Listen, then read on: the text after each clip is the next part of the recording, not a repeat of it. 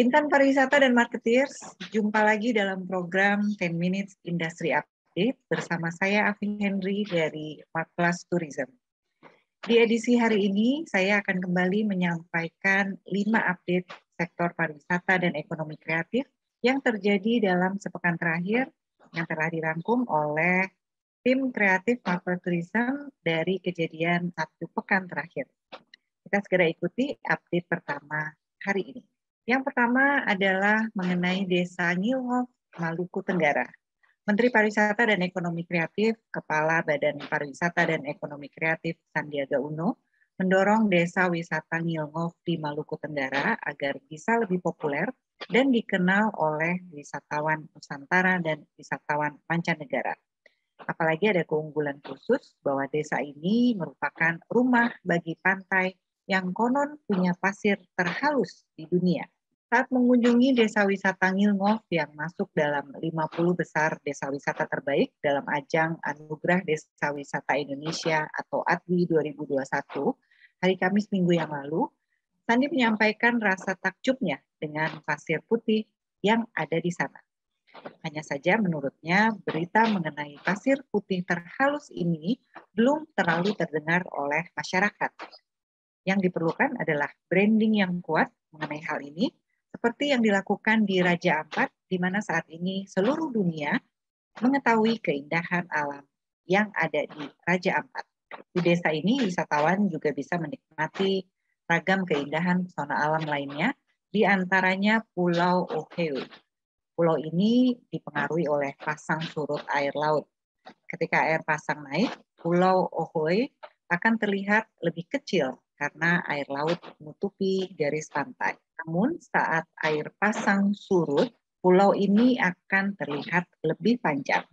Keindahan Pulau Ohoe terdapat pada lidah pasir pantainya yang menjorok ke laut hingga 1 kilometer. Update yang kedua adalah mengenai link and match PTNP dengan kebutuhan industri.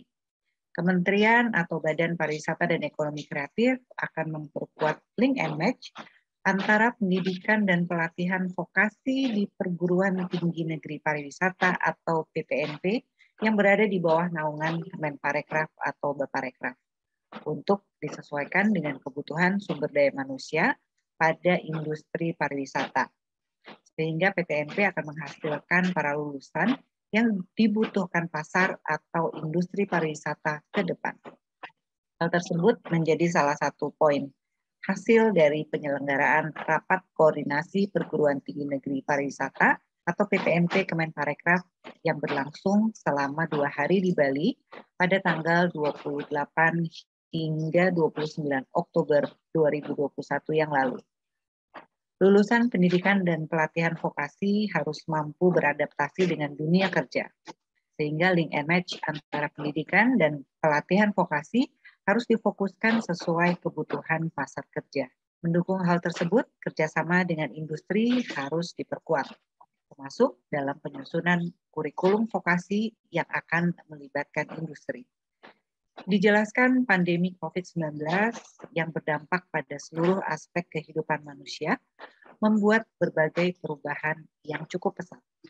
Karenanya berbagai akselerasi harus dilakukan pemerintah, termasuk oleh PTNP sebagai upaya mengatasi permasalahan yang timbul dalam menghasilkan sumber daya manusia yang unggul dan berkualitas, sehingga cita-cita menghasilkan pariwisata yang berkualitas dan berkelanjutan dapat terwujud. Kita yang ketiga adalah mengenai ekonomi syariah, kunci pendukung wisata halal di Indonesia. Kemenparekraf atau Baparekraf mendorong peran aktif Komite Nasional Ekonomi Keuangan Syariah atau KNEKS dalam mengembangkan sektor pariwisata dan ekonomi kreatif yang ramah muslim sebagai bagian dari pertumbuhan ekonomi syariah. Dalam sosialisasi strategi ekonomi syariah, Menteri Pariwisata dan Ekonomi Kreatif Sandiaga Uno mengatakan bahwa ekonomi syariah memiliki peran penting terhadap sektor pariwisata dan ekonomi kreatif di Indonesia. Untuk diketahui, menurut Global Islamic Economy Report, ekonomi syariah diartikan sebagai sistem ekonomi yang berlandaskan prinsip-prinsip Islam atau syariah. Ekonomi syariah mencakup seluruh sektor perekonomian, termasuk di dalamnya ekonomi kreatif. Tingginya potensi pengembangan ekonomi syariah di Indonesia tidak lepas dari jumlah penduduk Muslim Indonesia yang besar. Dengan fakta ini, Indonesia memiliki peluang besar dalam pengembangan sektor keuangan dan ekonomi syariah. Terlebih, Indonesia bukan pemain baru dalam kancah ekonomi syariah di dunia. Data Global Islamic Economy Report 2020-2021 menyebut Indonesia menduduki peringkat keempat dalam hal pengembangan ekonomi syariah.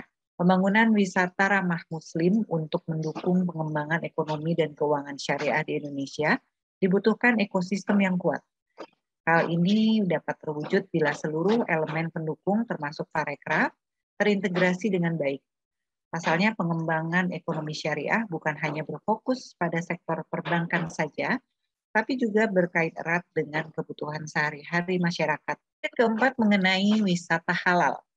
Akhir-akhir ini wisata halal kembali ramai jadi bahan perbincangan. Namun tidak sedikit orang yang masih belum memahami konsep tentang wisata halal.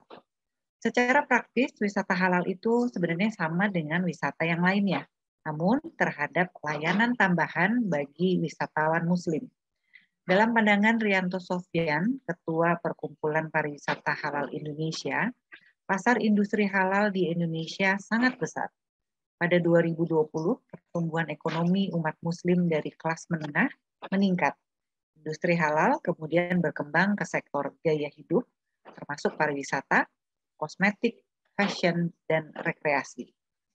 Karena adanya kebutuhan umat Muslim yang makin mapan dan berkembang ekonominya, tuntutan pasar bukan hanya mengarah ke penyediaan makanan halal, tetapi juga ke gaya hidup. Namun masalahnya saat bicara wisata halal, ada kesan eksklusif atau seperti dianggap Islamisasi atau Arabisasi. Padahal wisatawan Muslim tidak saja datang dari Arab. Banyak wisatawan Muslim yang berasal dari Eropa. Nah, inti dari wisata halal sebenarnya adalah mengenai pelayanan dan fasilitas tambahan bagi wisatawan Muslim di tempat atraksi wisata atau destinasi wisata. Misalnya tersedianya tempat wudhu dan sholat yang bersih dan memadai, serta tempat makan yang menyediakan makanan halal. Wisata halal bukan merupakan ancaman, namun justru memperluas jangkauan pasar dari atraksi wisata itu sendiri. Update yang kelima mengenai pariwisata halal dan wellness menjadi inisiatif dan strategi industri pasca pandemi. Pandemi COVID-19 memberi dampak besar bagi sektor pariwisata di dunia, termasuk juga di Indonesia. Padahal sektor ini memiliki potensi yang kuat untuk membangkitkan perekonomian di Indonesia. Seperti diketahui, daya jual pariwisata Indonesia menjadi salah satu yang terbaik di dunia. Sudah begitu, Indonesia dengan label salah satu negara berpenduduk Muslim terbesar juga punya potensi untuk mengkapitalisasi pasar wisata ramah Muslim. Hal itulah yang menjadi dasar diselenggarakannya acara The Third Indonesia Halal Tourism Summit pada hari Selasa tanggal 26 Oktober 2021 yang lalu. Keynote speaker hadir di acara tersebut. Di antaranya Wakil Presiden Indonesia Ma'ruf Amin, dan Parekraf Sandiaga Uno, dan Ketua Perkumpulan Pariwisata Halal Indonesia Rianto Sofyan. Lewat acara itu, potensi pariwisata halal yang menjadi kekuatan Indonesia dibahas tuntas. Berbagai pihak turut membahas bagaimana para pelaku usaha dapat bersinergi untuk membangkitkan industri pariwisata halal dan wellness sebagai sebuah inisiatif strategi pasca pandemi. Nah, insan pariwisata dan marketeers, demikian tadi 5 berita dari sektor pariwisata dan ekonomi kreatif sebagai update kita pada edisi kali ini. Semoga informasi tadi bisa menambah wawasan dan pengetahuan kita bersama. Sebelum berpisah, saya ingin mengingatkan kembali kepada Anda yang belum bergabung bersama kami untuk klik tombol subscribe di kanal YouTube Marketeers TV dan like jika Anda menyukai update yang sudah kita sampaikan tadi. Serta silakan tinggalkan komen tentang acara ini. Saya Afi Henry dan kru yang bertugas pamit undur diri. Sampai jumpa lagi minggu depan dan terima kasih atas kebersamaan Anda. Selamat melanjutkan aktivitas, stay safe and healthy. Salam pariwisata.